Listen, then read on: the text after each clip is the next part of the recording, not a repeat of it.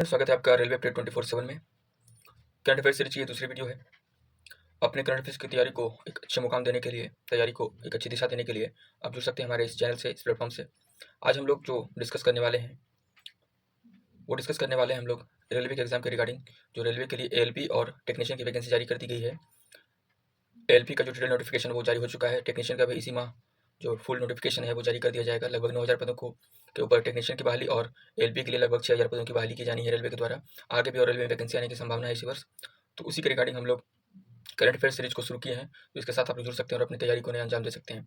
इस सीरीज में हम लोग स्पीडी करंट अफेयर्स की जो मैगजीन आती है उसको कंप्लीट वे में तैयार करेंगे हम लोग, ताकि हम लोग करंट अफेयर्स में एक सेफ महसूस कर सकें, एक अपने तैयारी को एक अच्छा मुकाम दे सकें और बिल्कुल कॉन्फिडेंस के साथ हम लोग एग्जाम में अपीयर हों। चलिए इस वीडियो को शुरू करते हैं हम लोग। देखते हैं हम लोग पहले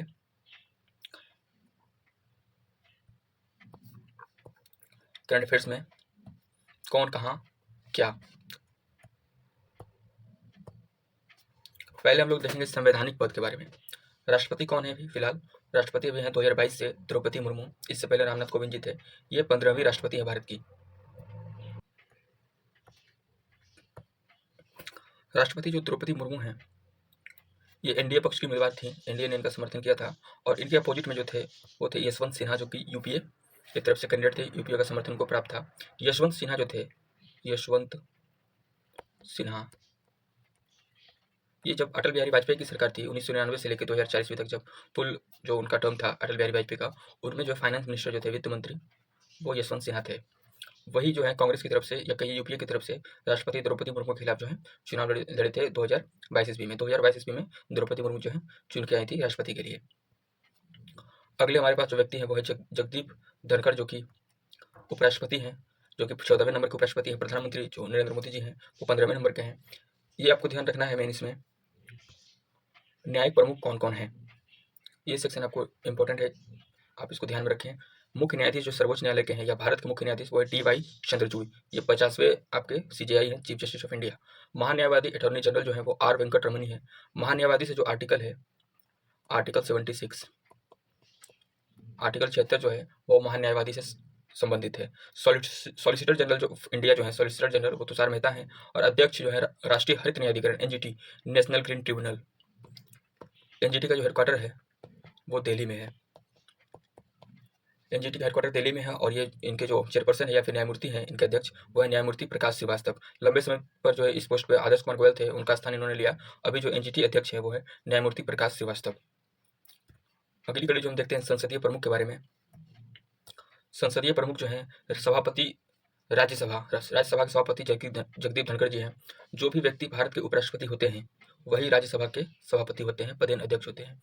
जैसे ही कोई व्यक्ति भारत के राष्ट्रपति के पद पर नियुक्त होते हैं, वे ऑटोमेटिक जो है राज्यसभा के सभापति हो जाते हैं। राज्यसभा की जो कार्रवाई चलती है वो इन्हीं के निर्देशन में, इन्हीं की अध्यक्षता में चलती है। अध्यक्ष वर्ड जो यूज होता है वो लोकसभा के लिए होता है, लोकसभा स्पीकर या अध्यक्ष। राज्यसभा के लिए जो वर्ड यूज होता है, जो शब्द यूज होता है वो होता है सभापति। राज्यसभा की बात की जाए, आर्टिकल 79, इसमें संसद की चर्चा है, भारत की संसद के बारे में है। आर्टिकल 80 जो है वो राज्यसभा के बारे में बात की जाती है। आर्टिकल 81 जो है वो लोकसभा के बारे में बात की जाती है। संसद जो है पार्लियामेंट के 3 अंग होते हैं। एक होते हैं प्रेसिडेंट ऑफ इंडिया, राष्ट्रपति, प्रेसिडेंट। दूसरा अंग जो है वो राज्यसभा और तीसरा अंग जो है वो है लोकसभा। ये तीनों अंग मिला के संसद का गठन होता है। संसद की बात की गई है आर्टिकल 80 में। आर्टिकल 80 में संसद की बात है। लोकसभा की बात है वो संसद की बात जो है आर्टिकल 79 में है।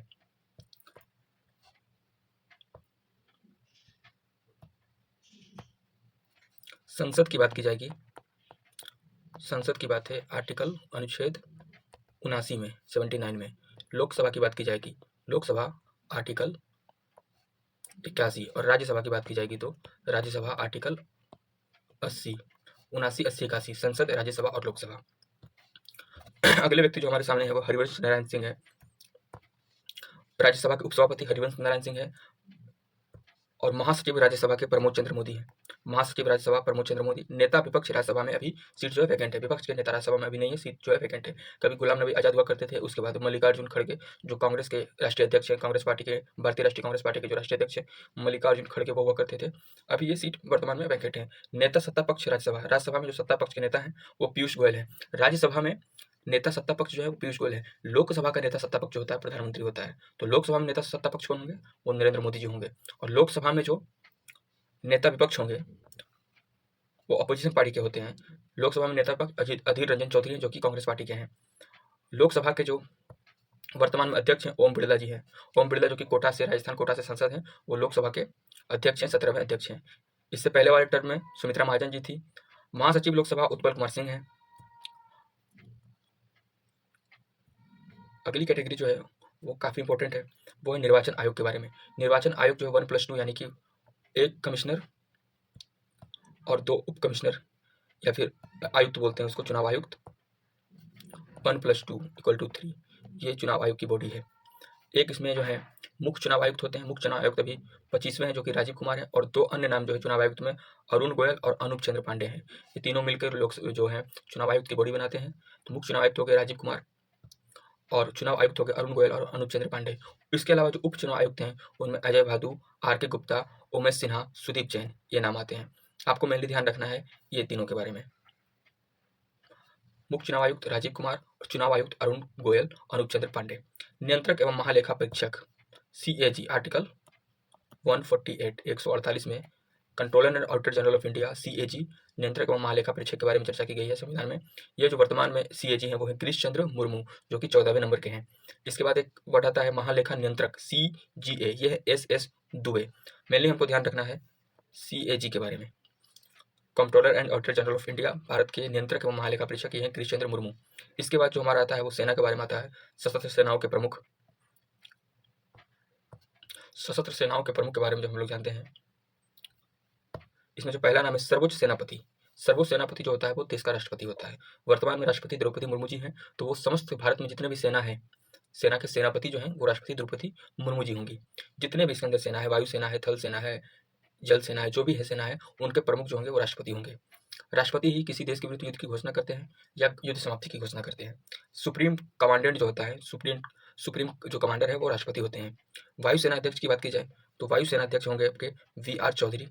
नौसेना अध्यक्ष की बात की जाए तो हरि कुमार। थल सेना प्रमुख जो है वो है मनोज पांडे। और CDS जो प्रथम CDS थे जनरल बिपिन रावत, जिनकी दुखद मृत्यु हो गई हेलीकॉप्टर दुर्घटना में, उनकी जगह ली है लेफ्टिनेंट जनरल अनिल चौहान ने। तो वर्तमान में भारत के CDS यानी चीफ ऑफ डिफेंस स्टाफ कौन है? अनिल चौहान है। महानिदेशक जो सैन्य अभियान के वो लेफ्टिनेंट जनरल मनोज कुमार कटियार है। ये नाम आपको ध्यान रखना है CDS, ये काफी इंपॉर्टेंट है। सॉरी। अगला सेक्शन है सचिव और सलाहकार का। कैबिनेट सचिव एक नाम आपको याद रखना है कैबिनेट सचिव का। कैबिनेट सचिव वर्तमान में राजीव गाबा हैं। सलाहकार प्रधानमंत्री के जो है अमित खरे और तरुण कपूर हैं।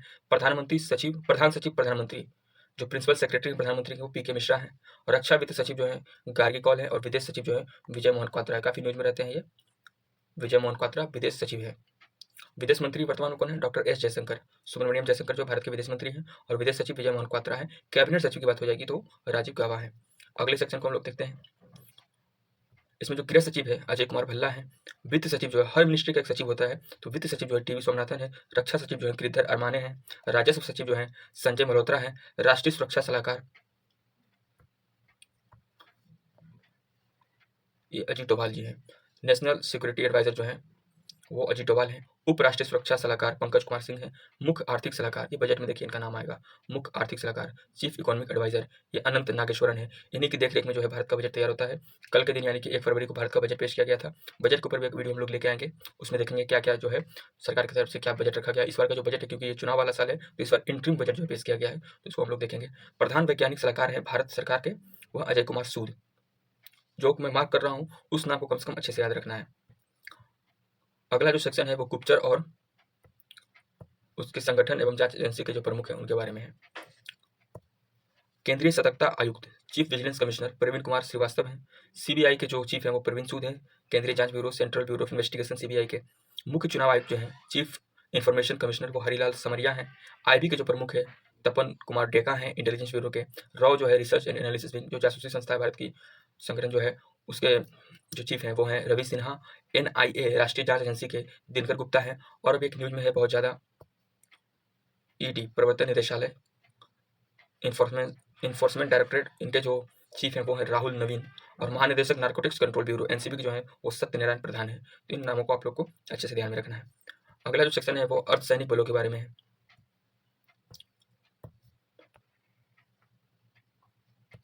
महानिदेशक जो सशस्त्र सीमा बल SSB के हैं रश्मि शुक्ला, महानिदेशक जो सीमा सुरक्षा बल BSF के हैं नितिन अग्रवाल। SSB जो सुरक्षा प्रदान करते हैं वो नेपाल और भूटान वाले बॉर्डर पे भारत को सुरक्षा प्रदान करते हैं SSB।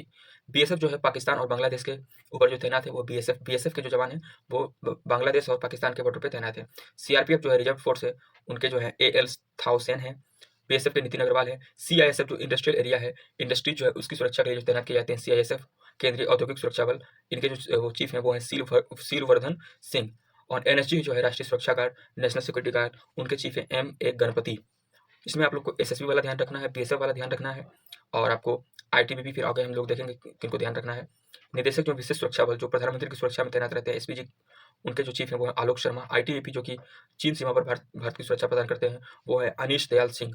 NCC की जो है नेशनल कैडेट कोर राष्ट्रीय कैडेट कोर के वो हैं गुरवीरपाल सिंह, और ICG इंडियन कोस्ट गार्ड के जो है राकेश पाल है। NDRF के अतुल करवाल हैं। RPF जो रेलवे सुरक्षा बल जो है उनके मनोज यादव हैं। असम राइफल जो सुरक्षा प्रदान करते हैं वो म्यांमार बॉर्डर के ऊपर सुरक्षा प्रदान करते हैं। महानिदेशक होमगार्ड के जो है SBK सिंह हैं। इसमें 2-3 नाम को आप लोग को अच्छे से याद रखना है, 2-3 नामों को अच्छे से याद रखना है। पहला है SSB जो है नेपाल और भूटान की सीमा पर सुरक्षा प्रदान करते हैं। BSF के जो है BSF बांग्लादेश और पाकिस्तान बॉर्डर पे सुरक्षा प्रदान करते हैं। ITBP ये चीन बॉर्डर पे सुरक्षा प्रदान करते हैं। और ये कोस्ट गार्ड के लिए तो है जो भी कोस्टल रीजन है, टोटल 9 स्टेट है भारत के जो समुद्र के साथ सीमा साझा करते हैं कोस्टल स्टेट, उसमें जो है ICG यानी कि इंडियन कोस्ट गार्ड सर्विस देते हैं। और RPF जो है वो रेलवे सुरक्षा के लिए है। असम राइफल जो है सुरक्षा प्रदान करते हैं वो म्यांमार बॉर्डर के ऊपर प्रदान करते हैं। इस तरह से भी क्वेश्चन बनता है किस देश के साथ जो सीमा साझा करते हैं उस पर कौन सी एजेंसी जो है सुरक्षा प्रदान करती है, कौन सी एजेंसी की तैनाती की जाती है। अगला जो सेक्शन है वो है प्रमुख आयोग और उसके अध्यक्ष के बारे में। इसको हम लोग देख लेते हैं। प्रमुख आयोग और उसके अध्यक्ष। नीति आयोग ये काफी इंपॉर्टेंट सेक्शन हो जाता है। नीति आयोग के जो पदेन अध्यक्ष होते हैं प्रधानमंत्री, भारत के जो भी प्रधानमंत्री होंगे वो ऑटोमेटिक जो है नीति आयोग के भी अध्यक्ष होंगे। पदेन अध्यक्ष होते हैं नीति आयोग के। भारत का जो भी प्रधानमंत्री होगा वो नीति आयोग का आपका अध्यक्ष होगा। इसमें मेनली याद रखना होता है उपाध्यक्ष को। उपाध्यक्ष नीति आयोग सुमन कुमार बेरी, और इसके साथ ही नीति आयोग के CEO BVR सुब्रमण्यम, ये 2 नाम याद रखना होता है। उपाध्यक्ष नीति आयोग के सुमन कुमार बेरी और CEO नीति आयोग के मुख्य कार्यवाहक अधिकारी जो होते हैं वो BVR सुब्रमण्यम है। संघ लोक सेवा आयोग UPSC के जो चीफ हैं वो है डॉक्टर मनोज सोनी। 22वें विधि आयोग के अध्यक्ष हैं ऋतुराज अवस्थी। राष्ट्रीय महिला आयोग ये रेखा शर्मा है राष्ट्रीय महिला आयोग की अध्यक्ष। और अध्यक्ष राष्ट्रीय पिछड़ा वर्ग आयोग हंसराज गंगाराम अहिर। पिछड़ा वर्ग में अहिर नाम याद रखेंगे हम लोग। OBC में राष्ट्रीय अध्यक्ष राष्ट्रीय पिछड़ा वर्ग आयोग हंसराज गंगाराम अहिर। SSC के जो चीफ हैं S किशोर, और 7वें वेतन आयोग के जो चीफ हैं वो अशोक कुमार माथुर। ये 2 नाम आप लोग को अच्छे से याद रखना है। नीति आयोग में उपाध्यक्ष CEO, और उसके बाद ये राष्ट्रीय महिला आयोग। विधि आयोग वगैरह भी पूछा जाता है लेकिन ज़्यादा इंपॉर्टेंट ये है अध्यक्ष राष्ट्रीय महिला आयोग रेखा शर्मा। इसके बाद हम लोग कुछ MCQ देख लेते हैं। MCQ के माध्यम से हम पूरे इस वीडियो को कवर करेंगे। जो भी MCQ दिया हुआ रहता है MCQ के माध्यम से हम लोग देख लेते हैं।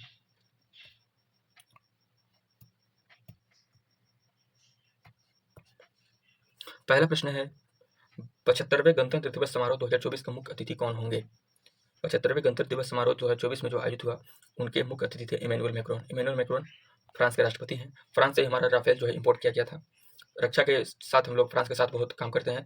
स्कॉर्पियन सीरीज के जो पनडुब्बी है INS वागासीर, वेला, करंज, कावेरी, खंडीर, वेला, वागीर, वागाशीर, ये जो 6 पनडुब्बियाँ जो हैं स्कॉर्पियन श्रेणी की पनडुब्बियाँ कहलाती है। ये हम लोग फ्रांस के साथ मिलकर बना रहे हैं या इंपोर्ट कर रहे हैं उसके साथ। रक्षा के साथ जो है फ्रांस के साथ हम लोग का काफ़ी अच्छा रक्षा के मामले में डील है। दूसरा प्रश्न है साहित्य अकादमी पुरस्कार 2023 में किस उपन्यासकार को उपन्यास रेक्यूम इन रागा जानकी हेतु अंग्रेजी भाषा का पुरस्कार प्रदान किया गया है। साहित्य अकादमी पुरस्कार 2023 अंग्रेजी भाषा में उनके उपन्यासकार का नाम जो है उपन्यास का नाम है रेक्यूम इन रागा जानकी, ये प्रदान किया गया है। वो है नीलम शरण गौर को प्रदान किया गया है अंग्रेजी भाषा में साहित्य अकादमी पुरस्कार 2023। इनके उपन्यास का नाम है रेक्यूम इन रागा जानकी। अगला प्रश्न है, किस क्रिकेट टीम ने विजय हजारे ट्रॉफी 2023 का खिताब जीता? विजय हजारे ट्रॉफी जो है क्रिकेट संबंधित खेल है, क्रिकेट संबंधित ट्रॉफी है। इसमें जो है हरियाणा को विजय प्राप्त हुआ है। इसमें हरियाणा ने राजस्थान को हराया है। राजस्थान जो उपविजेता है और हरियाणा जो है विजेता है विजय हजारे जो सत्र है 2023 का। किस टीम ने पुरुष अंडर 19 एशिया कप 2023 का खिताब जीता? ये क्रिकेट की बात हो रही है, क्रिकेट यहाँ पे छूट गया है। किस टीम ने पुरुष अंडर 19 क्रिकेट एशिया कप में 2023 का खिताब जीता? ये बांग्लादेश ने एशिया कप जीता है इस बार अंडर 19 का। और इन्होंने जो हराया है वो है यूएई, यूनाइटेड अरब अमीरात को फाइनल में हरा के। तो उपविजेता जो हो गए वो हो गए यूएई और विजेता बांग्लादेश। अगला जो प्रश्न है वो आईपीएल से रिलेटेड है। 24.75 करोड़ रुपए में खरीदे जाने वाले आईपीएल इतिहास के अब तक के सबसे महंगे खिलाड़ी कौन है? ये मिचेल स्टार्क है। ऑस्ट्रेलिया के fast bowler, left arm fast bowler जो मिचेल स्टार्क, उनको कोलकाता नाइट राइडर्स ने केकेआर ने 24 करोड़ 75 लाख रुपए में इनको खरीदा है। ये केकेआर की टीम की तरफ से खेलेंगे। अगला प्रश्न है, मिस इंडिया यूएसए 2023 का खिताब किसने जीता? मिस इंडिया यूएसए 2023 का खिताब किसने जीता है? ये जीता है Rijul many. Miss India USA 2023 का खिताब रिजुल मैनी ने जीता है। हाल ही में किस लेखक लेखिका को व्यास सम्मान मिला है? व्यास सम्मान 2023 मिला है पुष्पा भारती को। किस देश की महिला क्रिकेटर नाहिरा अख्तर को नवंबर 2023 के लिए ICC player of the month का सम्मान दिया गया है? आईसीसी की तरफ से हर महीने के लिए player of the month women में भी और मेन में भी जारी किया जाता है। नवंबर महीने में जो है नाहिरा अख्तर को ही प्रदान किया गया है। नाहिरा अख्तर जो है वो बांग्लादेश की खिलाड़ी हैं। नाहिरा अख्तर बांग्लादेश की खिलाड़ी हैं। अगला क्वेश्चन इंपॉर्टेंट है क्योंकि इस बार 2023 में पिछले साल ओडीआई वर्ल्ड कप हुआ था जिसमें ऑस्ट्रेलिया ने भारत को फाइनल मैच में 6 विकेट से हराकर ट्रॉफी अपने नाम किया। उससे रिलेटेड एक प्रश्न है, किस पुरुष क्रिकेटर को नवंबर 2023 के लिए ICC player of the month चुना गया? इसलिए इंपॉर्टेंट है कि विश्व कप जो हुआ था वो नवंबर में फाइनल हुआ था इसका ICC player of the month. यह ट्रेविस हेड, ऑस्ट्रेलिया के लेफ्ट हैंड बैट्समैन है ट्रेविस हेड, जिन्होंने फाइनल मैच में शतक जड़कर ऑस्ट्रेलिया को खिताब जिताया था। अगला प्रश्न, सियाचिन में तैनात होने वाली प्रथम महिला चिकित्सा। यहाँ पे एक और फैक्ट ऐड कर दूं मैं कि ट्रेविस हेड जो है man of the match award नहीं होता है, अवार्ड होता है player of the match. Final में player of the match, ICC world cup 2023 final में player of the match Travis Head. और प्लेयर ऑफ द टूर्नामेंट, पूरे वर्ल्ड कप के टूर्नामेंट में प्लेयर ऑफ द टूर्नामेंट ये हुए थे विराट कोहली। 600 से अधिक रन ने इन्होंने बनाया था Virat Kohli. Player of the tournament ICC world cup 2023 Virat Kohli.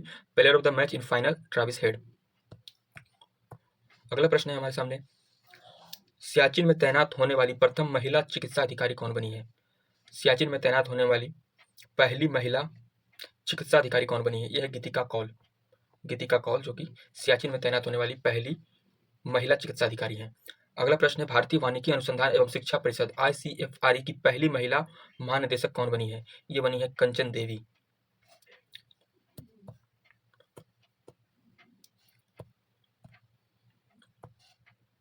अगला प्रश्न है, 1 दिसंबर को किस राज्य ने अपना 61वां स्थापना दिवस मनाया? ये नागालैंड ने 1 दिसंबर 2023 को 61वां स्थापना दिवस मनाया। नागालैंड जो था पहले असम का पार्ट था, असम का पार्ट हुआ करता था नागालैंड। नागा एक्ट आया, नागालैंड एक्ट 1962। इसके द्वारा 1963 में 1 दिसंबर 1963 को स्वतंत्र नागा राज्य के रूप में गठित हुआ। नागालैंड जो है 4 ऐसे राज्य हैं भारत के जो कि म्यांमार के साथ सीमा साझा करते हैं। अरुणाचल प्रदेश, नागालैंड, मणिपुर और मिजोरम। 4 ऐसे राज्य हैं जो कि म्यांमार के साथ सीमा साझा करते हैं। इनका जो क्रम है वो नॉर्थ से साउथ में क्रम है। अरुणाचल प्रदेश सबसे उत्तर में है, उसके बाद नागालैंड है, मणिपुर है, मिजोरम है। ये म्यांमार के साथ सीमा साझा करते हैं। अगला प्रश्न है, साहित्य अकादमी पुरस्कार 2023 यहाँ भी देखा था हम लोगों ने कि किस उपन्यासकार को उनके उपन्यास मुझे पहचानो, उपन्यास का नाम है मुझे पहचानो के लिए हिंदी भाषा, यहाँ पे हम लोगों ने देखा था अंग्रेजी भाषा के लिए किनको मिला था? नीलम शरण गौर को मिला था। हिंदी भाषा के लिए जो इस बार मिला है वो संजीव को मिला है। हिंदी भाषा में जो साहित्य अकादमी पुरस्कार 2023 है वो संजीव को मिला है। साहित्य अकादमी पुरस्कार हिंदी भाषा मुझे पहचानो उपन्यास और इनको मिला है वो है संजीव। जबकि साहित्य अकादमी पुरस्कार अंग्रेजी भाषा उपन्यास का नाम है रेक्यूम इन जागा जानकी और मिला है नीलम शरण गौर को। अगला प्रश्न है, भारत की पहली महिला सशस्त्र बल में सहायक डी कैंप एडीसी कौन बनी है? भारत की पहली महिला सशस्त्र बल में सहायक डी कैंप कौन बनी है? इनका नाम है मनीषा पाढ़ी। मनीषा पाढ़ी जो है भारत की पहली महिला सशस्त्र बल में सहायक नियुक्त हुई है। जो भी महिला किसी उच्च पद को प्राप्त करती है उनका नाम काफ़ी इंपॉर्टेंट हो जाता है, जैसे कि राष्ट्रीय महिला आयोग रेखा शर्मा है, या फिर ये क्वेश्चन जो आ गया, भारत की पहली महिला सशस्त्र बल में सहायक एडीसी का रैंक प्राप्त की है मनीषा पाढ़ी है। ये काफ़ी नाम इंपॉर्टेंट हो जाता है, इसको ध्यान में रखना है। 1 दिसंबर को बीएसएफ ने अपना कौन सा स्थापना दिवस मनाया? बीएसएफ ने 59वां स्थापना दिवस मनाया है। भारत की पहली एयरपोर्ट महिला फाइटर जो है, भारत की पहली एयरपोर्ट महिला फायर फाइटर कौन बनी है? ये बनी है दिशा नाइक। अगला प्रश्न है सॉरी अगला प्रश्न है, किस देश की टेनिस की टीम ने डेविस कप 2023 जीता है? डेविस कप जो है, डेविस कप टेनिस से संबंधित है। डेविस कप 2023 ये सर्बिया ने जीता है। 2 प्रश्न बनते हैं, डेविस कप किससे संबंधित है? फुटबॉल, हॉकी, क्रिकेट, टेनिस, इस तरह से ऑप्शन दे देगा, या बैडमिंटन, कुछ भी ऑप्शन दे सकता है। उसमें हम लोग को टेनिस टिक करना है। किस देश की टेनिस टीम ने डेविस कप 2023 खिताब जीता है? तो सर्बिया ने जीता है। सर्बिया के एक महान जो है टेनिस प्लेयर हैं वो नोवाक जोकोविक हैं। नोवाक जोकोविक सर्बिया के हैं। सर्वाधिक ग्रैंड स्लैम इनके नाम है। ग्रैंड स्लैम सर्वाधिक इनके नाम है पुरुष श्रृंखला में। महिला में सेरेना विलियम्स के नाम है। हाल ही में नोवाक जोकोविक ने रोजर फेडरर का रिकॉर्ड तोड़ा है। अगला प्रश्न है, किस देश के अंकोर वाट मंदिर को दुनिया के 8वें अजूबे के रूप में घोषित किया गया है? अंकोर वाट का मंदिर जो है वो कंबोडिया में स्थित है। हिस्ट्री का सवाल है, बहुत पहले बहुत सारे एग्जाम में पूछा जा चुका है ये सवाल। अंकोर वाट का मंदिर कहाँ स्थित है? कंबोडिया में। 3 देश हैं, लाओस, कंबोडिया और वियतनाम। ये 3 देश जो है, इन पे जो सांस्कृतिक प्रभाव जो है वो इंडिया और चाइना दोनों का है। इंडिया चाइना, इसको हिंद चीन देश भी कहा जाता है, लाओस, कंबोडिया और वियतनाम को। कंबोडिया अंकोर वाट का जो मंदिर है वो कंबोडिया में स्थित है और इसका निर्माण जो है राजा सूर्यवर्मन द्वितीय ने 12वीं शताब्दी के आसपास करवाया था। 26 नवंबर एनसीसी का कौन सा स्थापना दिवस मनाया गया? 26 नवंबर को 75वां स्थापना दिवस मनाया गया। बीएसएफ का कौन सा मनाया गया है? 59वां। किस एशियाई देश को वर्ष 2024 के लिए अंतर्राष्ट्रीय चीनी संगठन इंटरनेशनल शुगर ऑर्गेनाइजेशन का अध्यक्ष बनाया गया है? तो भारत को बनाया गया है 2024 के लिए। अगला प्रश्न है, हाल ही में भारतीय नौसेना के किस जल क्षेत्र में स्वदेशी गाइडेड मिसाइल तैनात की है? ये गल्फ ऑफ एडन में तैनात की है। हौती विद्रोही जो है, यमन के हौती विद्रोही, जो भारत का जो ट्रेड होता है, व्यापार होता है यूरोप से और गल्फ कंट्रीज के साथ, अरब कंट्री के साथ, तो वहाँ पे काफ़ी जहाज़ों को नुकसान पहुँचाया गया हौती रिबेल्स के द्वारा। कई जो मालवाहक जो शिप है उस पर हमला किया गया है, लूटा गया है। तो वहीं पर उसकी सुरक्षा प्रदान करने के लिए गल्फ ऑफ एडन में भारत ने अपना स्वदेशी गाइडेड मिसाइल को तैनात किया है। अगला प्रश्न है, खेलो इंडिया यूथ गेम 2024 कहाँ आयोजित की जाएगी? खेलो इंडिया यूथ गेम 2024 जो है वो तमिलनाडु में आयोजित की जाएगी। तो छोटा सा हमारा आज का वीडियो था जिसमें कि हम लोगों ने कुछ करंट अफेयर्स को देखने का काम किया एमसीक्यू के माध्यम से और कुछ फैक्ट के आधार पे। काफ़ी इंपॉर्टेंट एग्जाम में सीधे तौर से ये सवाल बनते हैं, खासतौर से रेलवे के एग्जाम में और वनडे एग्जाम में सीधे तौर से जो है ये सवाल बनते हैं। तो इसी तरह से इसको हम लोग इस श्रृंखला को फॉलो करेंगे। आगे मिलते हैं फिर हम लोग नेक्स्ट वीडियो में, तब तक के लिए जय हिंद।